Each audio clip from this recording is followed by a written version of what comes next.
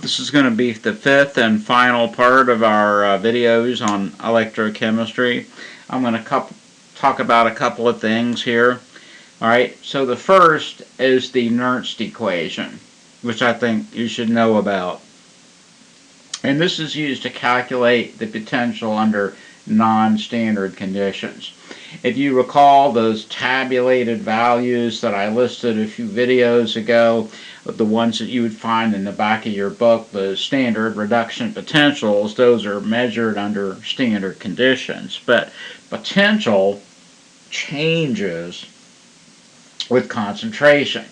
Okay, so if you have different concentrations, your potentials will be different. So anyway, the Nernst equation is this, that the cell potential under non-standard conditions is equal to the standard cell potential minus 0.0592 volts over N times the log of Q. Okay, where N is the number of electrons transferred, and Q then is the equilibrium expression for this reaction. So let's look at an equation, a reaction that we've dealt with in the past. Okay, so the reaction between zinc, metal, and copper 2 ion, alright, in which the zinc is oxidized to zinc 2 and the copper ion is reduced to copper metal. If you look up the standard potentials, this has a value of 1.10 volts. So in other words, this is standard potentials when both concentrations are 1 molar, right? That's standard conditions, 1 molar, this is 1 molar, and this is 1 molar. Okay, so what would be the cell potential when the copper ion is 1 molar, but the zinc is 0.01 molar? Okay, so we're going to make the zinc concentration 0.01 molar, alright, and the copper concentration is going to stay at 1.0 molar. Okay, so copper is 1.0 molar, zinc is 0.01. Okay, so Q is going to be concentration of zinc. We just write this like the equilibrium expression, right? This concentration times this concentration divided by this concentration times this concentration. But these are solids, and you can't express the concentration of a solid. That becomes a 1. So our Q then is simply concentration of zinc divided by concentration of copper, which is 0.01 over 1. Anything divided by 1 is the number itself, so this comes out to be 0.01. And if we take the log of 0.01, you get minus 2. So our cell potential under the non-standard conditions is 1.10 minus 0.0592 divided by N times minus 2. And the number of electrons transferred in this reaction is 2, so N is going to be 2. So ultimately the 2's will cancel. Alright, and this will come out to be 1.10 plus, and the negative times the negative is a positive, so this comes out to be 1.10 plus 0.0592. Okay, so that's 1.16 volts. Okay, so the voltage goes up a little bit, from 1.10 volts to 1.16 volts, which is not a tremendous difference, but the voltage still goes up a little bit.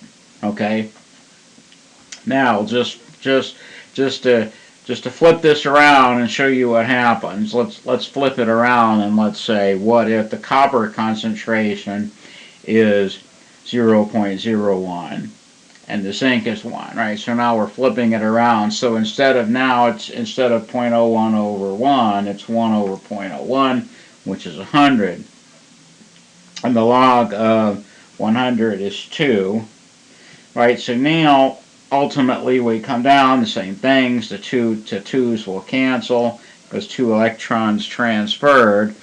So now it is 1.10 volts minus 0.0592 volts, which is 1.04 volts, right? So the potential for the reaction went down by the same amount that it went up in the previous example. Now, I want you to think about this very carefully. Why did the potential become more positive here?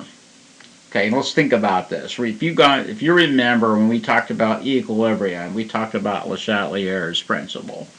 What makes a reaction shift further to the right? Because the potential is tied in. The potential can be tied into the equilibrium constant. The further the reaction lies to the right, the greater the potential is going to be. If you remember Le Chatelier's principle, what were some of the things you could do to make the equilibrium constant bigger? Okay, you could either decrease a product concentration, right? Because making this smaller is going to make the reaction shift further to the right, because that's what Le Chatelier's principle says.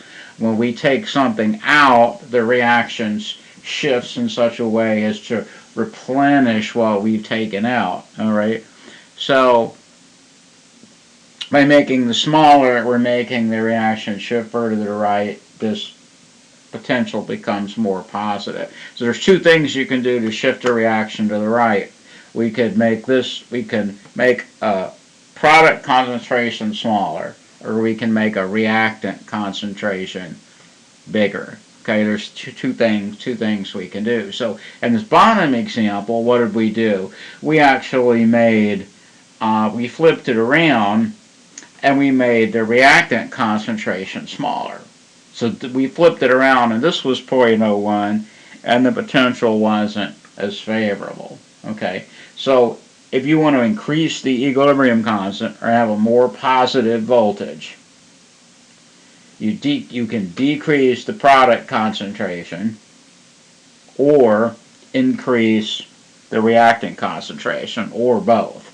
Either will shift the reaction further to the right and make the potential bigger. But the bigger equilibrium constant is going to correspond to a higher potential. Okay. Another thing I want to talk about is the relationship between free energy and cell potential. That is, if you know the potential for the cell, okay, then you can calculate the free energy change for the reaction.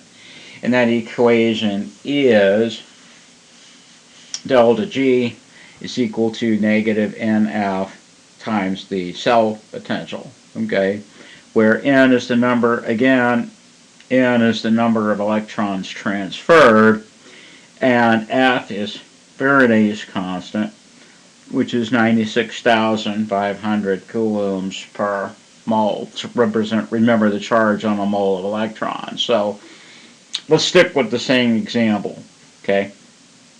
The reaction between zinc metal and copper ion in solution, that's calculated. We can calculate that, the standard potential to be 1.10 volts, okay? So what would be the free energy change for the reaction? Okay, so negative NFE. So 2 moles of electrons, okay, times 96,500 coulombs per mole of electrons times 1.10 joules per coulomb. And that's the definition of a volt. A volt is equal to 1 joule per coulomb, or 1 joule of work done per unit charge. Okay, so the electrons will cancel and the coulombs are going to cancel, right? Electrons, moles of electrons will cancel and the coulombs will cancel. And that gives us our unit in joules, which is energy.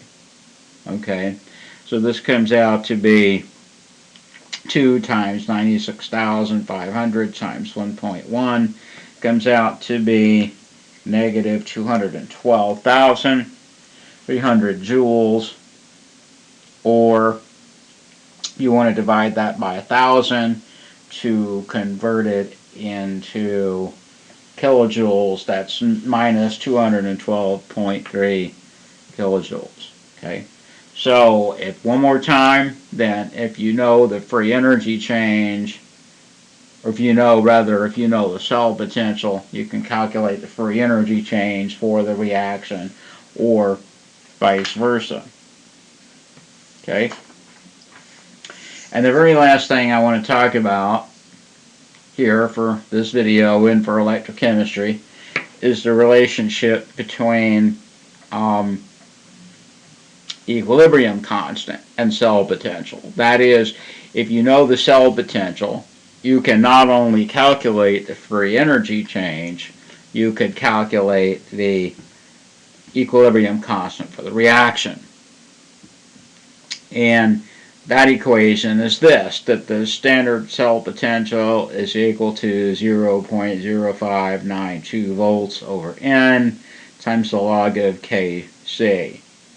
Okay, where again, one more time, N is the number of electrons transferred, and Kc is the equilibrium constant, right? C means concentration, as opposed to Kp where we use pressures. Okay, so this is what the C, that's what the C stands for. So let's again work with this same reaction. The reaction between zinc metal, and copper. So zinc plus copper 2 makes copper plus zinc. Standard cell potential is 1.10 volts.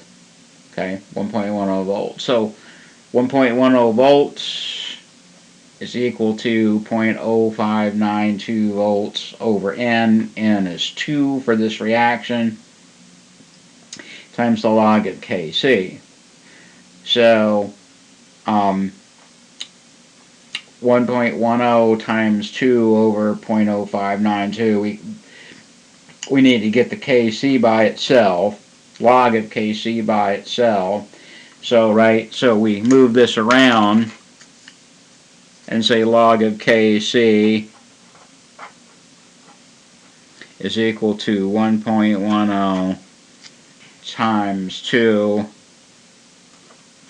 over 0.0592, and that comes out to be 37.6. Right, so we have an equation here that says log of a number is equal to 37.16. Okay, so to solve this, we would take the inverse log, okay, of the 37.16. Now, this is base 10 log, not the natural log, like we've used in the past. Okay, and we've done this before with the natural logs. Okay, so how would we do this? You would take 37.16, and now we're not going to do the inverse natural log. We're going to do the inverse log. Okay, so inverse log, which is the same thing as taking 10 to that power. Okay, and you get the 1 point, I rounded up on the paper here, you get 1.45 times 10 to the 37th power. Okay, so that pretty much wraps up this video, and that wraps up electrochemistry as well.